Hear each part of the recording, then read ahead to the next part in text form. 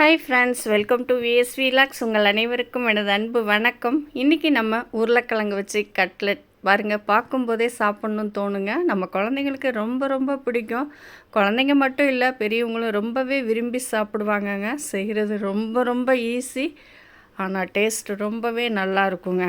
வெறும் உருளைக்கிழங்கு மட்டும் வச்சு தாங்க இந்த கட்லெட் நான் செஞ்சுருக்கேன்.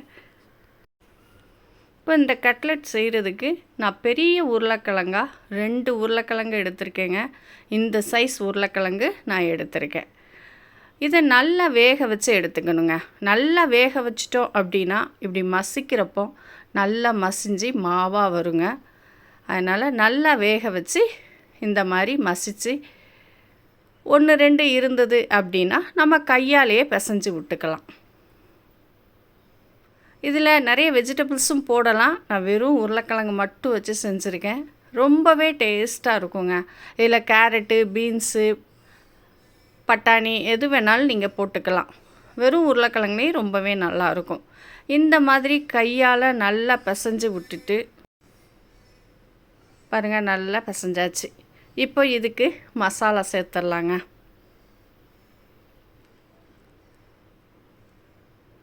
எந்த அளவு மசிச்சிருக்கேன் பாருங்கள். இதில் சீரகத்தூள் 1/4 ஸ்பூன் சேர்த்துடலாங்க. வறுத்து அரைச்ச சீரகத்தூள், மிளகுத்தூள் 1 1/2 ஸ்பூன், வத்தல் தூள் 1 ஸ்பூன் சேர்த்துருக்கேன். இதுக்கு தேவையான அளவு உப்பு, அதுவும் 1/4 ஸ்பூன் அளவுக்கு எடுத்துருக்கேங்க. அப்புறம் ப்ரெட் கிராம்ஸ், நல்ல ப்ரெட்டை ஒரு 4-5 ப்ரெட்டை மிக்சியில் இப்படி பொடி பண்ணி வச்சுக்கிட்டு அதையும் போட்டுக்கலாங்க. 1/2 கப்பு அரிசி மாவுங்க, இதையும் போட்டு நல்லா கலந்து விட்டுக்கிட்டு இதில் கொத்தமல்லி, கறிவேப்பிலையை சின்ன சின்னதாக கட் பண்ணி போடணும். இல்லைன்னா அது வெளியே வந்துடும். அதனால் கூடுமானவரை சிஸ்ஸர் வச்சு கட் பண்ணிங்க அப்படின்னா நல்லா குட்டி குட்டியாக கிடைக்குங்க. இதை இந்த அளவுக்கு நல்லா பிசைஞ்சு வச்சுக்கலாம்.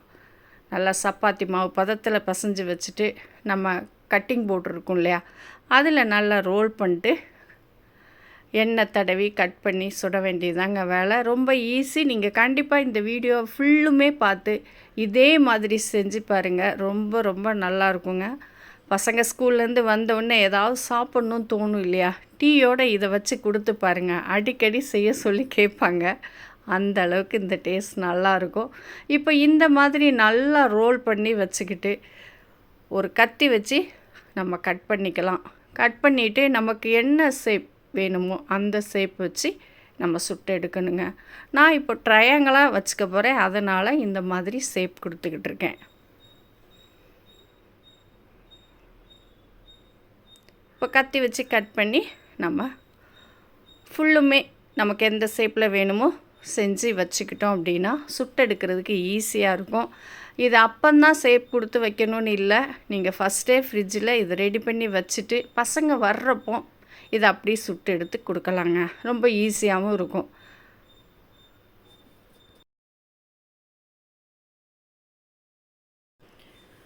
இப்போ இந்த மாதிரி எல்லாத்தையும் நான் பண்ணி வச்சுட்டேங்க. இப்போ ஒரு 4 ப்ரெட்டு எடுத்து மிக்சியில் இந்த மாதிரி கரகரன்னு அரைச்சி வச்சுருக்கேன். Bread grams ready. இப்போ இதில் ஒரு 2 டேபிள் ஸ்பூன் மைதா மாவும் 2 டேபிள் ஸ்பூன் கார்ன்ஃப்ளவர் மாவும் சேர்த்து இதில் கொஞ்சமாக மிளகுத்தூள் போட்டு தண்ணி விட்டு நல்லா கலந்து வச்சுக்கணுங்க. கலந்து வச்சுட்டு நம்ம செஞ்சு வச்சுருக்கோம் இல்லையா கட்லெட்டு, அதை இதில் டிப் பண்ணி ப்ரெட் கிராம்ஸில் நல்லா ரோல் பண்ணி அப்படி சுட்டு எடுக்க வேண்டியதாங்க வேலை. ரொம்ப ஈஸியாக முடிஞ்சிடும். டேஸ்ட்டு ரொம்ப நல்லாயிருக்கும். கடையில் வாங்கி கொடுக்குறதுக்கு பதிலாக இந்த மாதிரி வீட்லேயும் ஈஸியாக செஞ்சு கொடுக்கலாங்க. இப்போ நமக்கு டிப் பண்ணுறதுக்கு மாவு ரெடிங்க.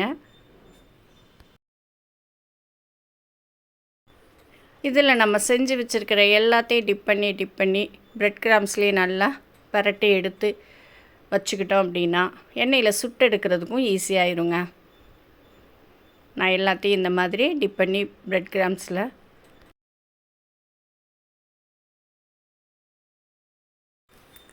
போட்டு எடுத்து வச்சுக்கலாங்க. எல்லாத்தையுமே நம்ம இந்த மாதிரி ரெடி பண்ணி வச்சுக்கலாம். வச்சுக்கிட்டு எண்ணெயும் சைடில் எனக்கு சுட்டுக்கிட்டு இருக்குங்க. எண்ணெய் ஓரளவு சுட்ட உடனே மீடியமில் வச்சுட்டு நம்ம இதை சுட்டு எடுக்கணும். ஹை ஃப்ளேமில் இருந்தது அப்படின்னா மேலே சீக்கிரமே தீஞ்சிரும், உள்ளே வேகாதுங்க. அதனால் மீடியமில் வச்சு தான் இதை வேக வைக்கணும். இப்போ எல்லாம் ரெடி எனக்கு. இப்போ நம்ம சுட்டு எடுத்துடலாம்.